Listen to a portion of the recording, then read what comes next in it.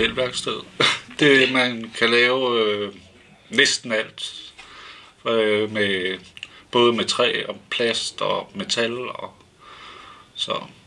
Og så er der nogle faglærte, der kan hjælpe en. Vi har det hele. Vi har finmekanikken, og vi har elektronikken, og vi har noget kemi. Vi har en fræse, vi har en drejebench, vi har en boremaskine, vi har en sav, vi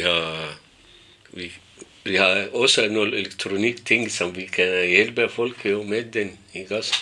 Jeg repræsenterer elektronik, og jeg har lært her i firma eller i værkstedet en hel masse ting om maskiner.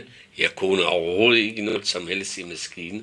Jeg har haft problemer. Jeg har haft min egen projekt. Så kommer jeg til Flemming, og så manden har hjulpet mig jo. Ikke? Så bliver jeg også interesseret i den maskine. Man kan altid lære noget. Så jo, jeg har lært en masse også hernede. Forløbet så har vi bygget et skib, og så har vi bygget en bulldozer og en graveko.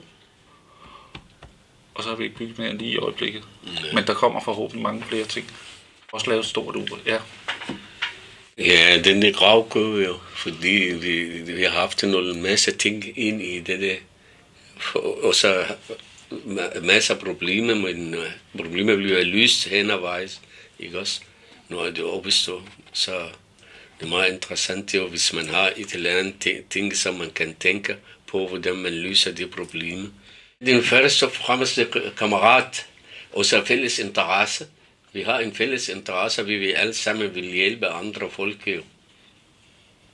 Fortælle til dem, hvis de har et eller andet idé, de vil lave den, ikke også? Så kan de bare komme og snakke med os. Vi vil finde ud af det jo.